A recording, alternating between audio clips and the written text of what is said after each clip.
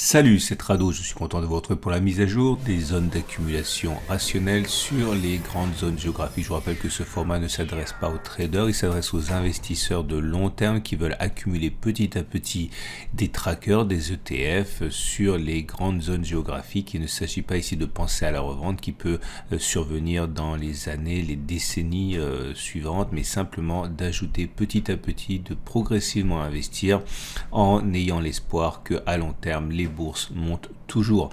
Et donc voilà où nous en sommes sur le SP500. Si vous voulez investir dans les 500 plus grandes entreprises américaines avec des trackers ou des ETF, voilà les zones qui vous intéressent. Tout d'abord, cette zone de support hebdomadaire des 37, 20, 39, 60 sur laquelle on a rebondi pour l'instant, et qui correspond à la zone de congestion de début mars 2021. D'ailleurs, on voit qu'actuellement on est en train de buter sur une autre zone, la résistance hebdomadaire des 43, 30, 41, 10, ancienne zone de support qui a été cassée, qui a changé de polarité, qui est devenue support. Toute cette zone de support hebdomadaire est une zone propice à l'investissement, je pense, pour ceux qui ont un biais positif sur le SP500. Inutile d'investir dans les 4% qui séparent cette zone de support de la prochaine zone de support des 36,00, 35,20, qui est la zone de résistance ici de août 2020 qui a été cassée, qui a théoriquement changé de polarité. Si on y va, c'est notre prochaine zone d'accumulation rationnelle. On revient sur les données journalières pour avoir plus de précision. Et donc sur les données journalières, vous voyez que pour l'instant rien n'est remis en cause, ni la tendance de long terme qui est baissière, ni la tendance de fond qui est baissière. On voit bien l'échec actuel sur la résistance hebdomadaire des 43, 30, 41, 10. Voilà notre précédente zone d'accumulation rationnelle, donc les 37, 20, 39, 60. On peut envisager, comme il s'agit d'une zone assez large, que certains aient investi progressivement, puisque regardez, il s'agit quand même d'une zone qui fait 6,6%, donc certains ont sans doute commencé à investir en haut, d'autres vont investir de manière supplémentaire en bas de la zone, mais encore une fois, les 4% ici qui nous séparent de la prochaine zone ne sont pas véritablement pertinents pour investir. La prochaine zone d'accumulation rationnelle, si on y va, c'est les 36, 00, 35, 20. Les bougies Aiki Nashi ne montrent pas pour l'instant de conviction. Vous avez un régime de bougies avec des mèches hautes et des mèches basses, ça veut dire qu'il y a beaucoup d'hésitation. On n'est pas sur un régime de bougies haussières comme précédemment avec des longues bougies vertes avec mèches hausses mais sans mèches basses. Donc ça, c'est de l'hésitation et c'est normal puisque nous est dans une résistance hebdomadaire. Si à présent vous voulez investir sur les 50 fleurons européens, vous pouvez le faire avec un tracker ETF Eurostock 50. Je vous montre le graphe en données mensuelles. Comme vous pouvez le voir, si une bougie égale un mois, on voit que la situation est assez classique pour l'instant. On avait une zone de résistance, cette résistance a été cassée, elle a changé de polarité, elle est devenue support. C'est pour cela que depuis 4 mois consécutifs, on rebondit sur cette zone des 38, 40, 36, 30 avec certaines facilités. On a un autre support, c'est le support mensuel suivant qui est à 33, 40, 34, 40. Pareil, ancienne résistance qui a changé de polarité en étant cassée, qui est devenu support et qui a été sollicité. C'était lors du mois de mars. On a donc ce double rideau défensif pour l'instant. On regarde maintenant les données hebdomadaires, ça va être plus simple. On a une zone ici de support hebdomadaire qui correspond aux plus bas qui ont été réalisés sur le mois de mars, on l'a dit. On a donc toujours ce rideau défensif en dessous du support actuel à 35,50, 33,85, 33,40, 34,40. Et on voit qu'il y a de nombreux obstacles à la baisse qui expliquent que pour l'instant, les actions européennes s'en sortent plutôt pas trop mal. On regarde pour terminer les données journalières et vous voyez que c'est pareil, il n'y a pas grand chose de neuf. Ce qu'il faut savoir, c'est que si vous croyez que à long terme les actions européennes, les fleurons européens ne feront que monter, même si c'est dans 6 mois, dans 1 an, 5 ans, etc. Eh bien, vous avez ici sur le support mensuel une zone d'accumulation rationnelle et vous avez une autre zone de support ici à 35,50, 33,85. Dans l'obstant, l'espace entre les deux, c'est inutile d'accumuler à mon avis. Si on casse la première zone, on ira chercher la suivante. La tendance de long terme est toujours baissière au regard de la M200. La tendance de fond est plutôt neutre puisqu'on est au-dessus d'une M50, mais celle-ci descend. Les bougies Aiki Nashi ne montrent pas pour l'instant de forte pression haussière. Ce sont des bougies maintenant avec mèche haute et mèche basse, contrairement aux bougies de la semaine dernière. Donc il y a une certaine temporisation. N'oublions pas que les cours ont quand même sérieusement rebondi depuis les plus bas du 10 mai, puisque la progression depuis le 10 mai en est à plus 8,5%, on même allé jusqu'à plus de 10%, c'était en début de semaine. Donc oui, on est sur zone d'accumulation rationnelle, cette zone est large, on peut même envisager de continuer à accumuler en bas de cette zone avant de s'abstenir pour quelques points avant d'investir encore davantage sur la zone des 35,50, 33,85.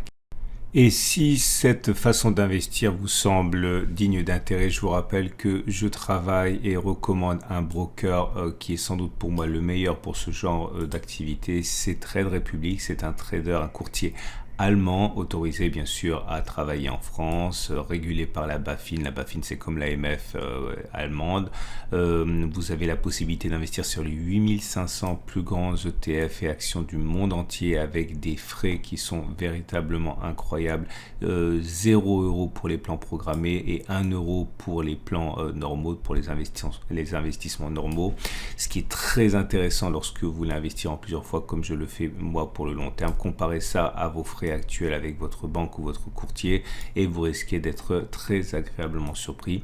Vous avez un lien en dessous de la vidéo pour accéder directement à cette page et en savoir davantage, et notamment les raisons pour lesquelles 1 million de clients, 6 milliards sous gestion sont au compteur de ce courtier partenaire. On passe maintenant à l'analyse du CAC 40. Et le CAC 40 est dans une situation très similaire, c'est-à-dire on a eu un rebond sur un support important, ici le support mensuel des 61,10 58,00. Cela s'est précipité une fois que l'on a eu cassé la zone grise, ici les 67,50 65,80. C'était une zone de support qui a été cassée, qui a changé de polarité, qui a bloqué la progression des cours et qui renvoie systématiquement les cours vers le bas. On est donc pris en sandwich entre une résistance hebdomadaire et un support mensuel. Je vous montre les données journalières et voilà où nous en sommes. On a toujours une situation, on l'a dit, où la tendance de long terme est baissière, la tendance de fond est neutre puisqu'on est bien au-dessus de la M50, mais celle-ci est descendante. On n'est pas sur zone d'accumulation rationnelle. Les zones d'accumulation rationnelle ont déjà été exploitées par le passé, notamment la dernière fois, c'était en mai 2022. La zone suivante, la zone ici orange, est une zone de support, dans une zone de support qui serait vraiment très intéressante pour certains traders. Il s'agit de la zone visitée début mars. Cette zone est tout en bas de la zone de support, donc on peut envisager d'investir éventuellement un peu au-dessus, enfin en haut de cette zone, puis en bas de cette zone, puisque finalement c'est une énorme zone de support qui fait 6,5%. Donc acheter un peu là et acheter un peu là est envisageable, mais on n'est pas actuellement en zone d'accumulation rationnelle. D'ailleurs, les bougies Aiki Nashi montrent que la progression se ralentit, puisque nous avons maintenant un régime plutôt neutre, avec certes une bougie verte, mais c'est une bougie verte qui est assortie d'une mèche haute et d'une mèche basse. Ça fait 4 bougies que ça dure comme ça. C'est une pause dans la hausse. On verra ce qui se passe par la suite, mais attention, la zone de résistance hebdomadaire 67,50 65,80 n'a franchement pas réussi. Au CAC 40, les précédentes fois, il serait sans doute peut-être un peu risqué d'investir et d'accumuler à l'intérieur de cette zone, sachant que cette zone a déjà préalablement provoqué des baisses du CAC 40. Et si vous pensez que l'avenir appartient aux 225 entreprises majeures japonaises cotées, eh bien investir sur un tracker ETF Japon peut vous inspirer.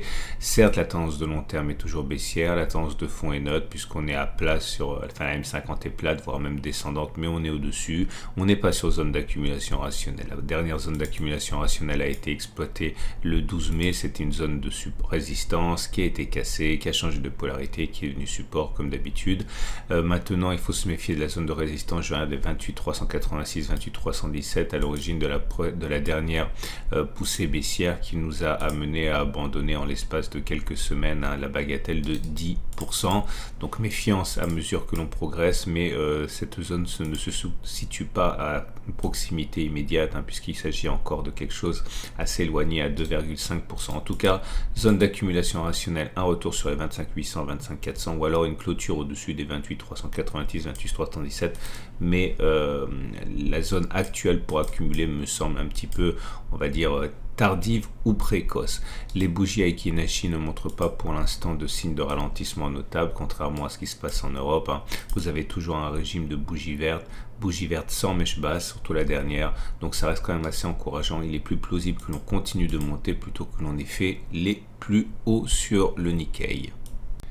Et oui, vous pouvez avec une seule action investir dans les plus grandes entreprises émergentes du monde. Vous avez notamment les trackers ETF, il y en a des centaines. Vous avez actuellement une phase intéressante où on essaye de lutter contre la tendance de fond qui est toujours baissière, hein. On a échoué à se clôturer au-dessus pour l'instant.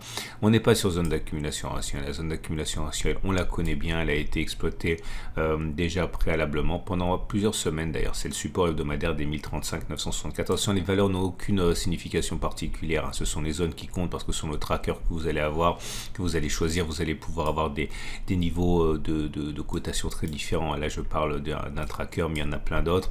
En tout cas, retenez surtout que en dessous de nous, c'est-à-dire entre 2% et 9%, on a une zone d'accumulation rationnelle. Certains voudront peut-être investir un peu en haut et un peu en bas. Cette zone, il faut en trouver l'origine sur les données hebdomadaires. Regardez cette zone de congestion ici, hein, et vous en avez juste une en dessous, hein, qui pourrait aux gourmands, hein, permettre de se laisser tenter. Nous avons, alors ça c'est une zone par contre qui est beaucoup plus large, hein, puisqu'on parle d'une zone comprise entre, si ma mémoire est bonne, 6%, non pardon, 10% pour cette zone. Donc certains voudront investir un peu en haut, un peu en bas ou tout au long de la descente. Encore une fois, tout ça n'est que hypothétique pour l'instant, on ne sait jamais ce qui va se passer. Ce qui nous intéresse, c'est de tirer parti de tous les scénarios possibles, hein. Donc les bougies Aiki pour le moment ne sont pas baissières. Alors attention, hein, on voit que ce sont des bougies qui ont des mèches hautes et des mèches basses, donc de l'indécision, hein, qui apparaît maintenant, mais ce sont toujours des bougies vertes, donc on va dire c'est neutre avec un petit ballottage favorable au haussier. Et on termine avec un tracker monde. Alors j'ai pris Amundi parce que c'est un des plus connus en France et nous avons sur ces données hebdomadaires une zone de support, hein, compris entre 300 et 388. C'est une zone qui s'est révélée efficace. Alors attention, je l'avais tracé un petit peu différemment, mais le marché n'en a pas vraiment voulu. Je l'ai tracé comme ça, cette zone de support jusqu'à maintenant, mais il y a eu un petit excès baissier ici qui montre que les traders ont ajusté, hein, cette zone de support. Donc moi je vais m'adapter, je vais la tracer ainsi. De toute manière, hein, à titre personnel, c'est un niveau sur lequel j'ai déjà investi, même si j'ai investi un petit peu plus haut, puisqu'encore une fois, hein, j'étais à un niveau de support qui était là. Mais voilà, en ajustant un petit peu à la baisse, on a un point d'entrée encore plus intéressant si on y va. Je vous remonte les données journalières à présent et nous sommes dans une situation très comparable à ce qui se passe sur les indices géographiques plus réduits, hein. On est donc sur une zone qui n'est pas une zone d'accumulation rationnelle. Vous l'aurez compris, la zone d'accumulation rationnelle, c'est si on descend encore de 3 à 5%. On a toujours une tendance de long terme qui est baissière, une tendance de fond qui est baissière également. Prochaine difficulté, on va dire sérieuse, la résistance des 417 à l'origine du blocage de fin avril. Les bougies Aiki ne montrent pas un dynamisme haussier très clair, bien au contraire, vous avez des bougies qui sont avec mèche haute et mèche basse depuis 4 séances. Alors certes sévères, donc c'est pas très grave, mais ce sont surtout des bougies d'indécision qui montrent le manque de conviction sur cette ETF monde. Voilà ce qu'on pouvait dire pour ces grandes zones géographiques. Je vous rappelle que vous pouvez retrouver mon courtier partenaire en cliquant sur le lien en dessous de la vidéo. Je donne rendez-vous samedi prochain pour la mise à jour, puisque c'est mis à jour tous les samedis. N'oubliez pas de vous abonner à la chaîne YouTube pour ne pas louper ces mises à jour. Vous pouvez également liker la vidéo, ça fait toujours plaisir. Et je vous dis donc à samedi pour la mise à jour.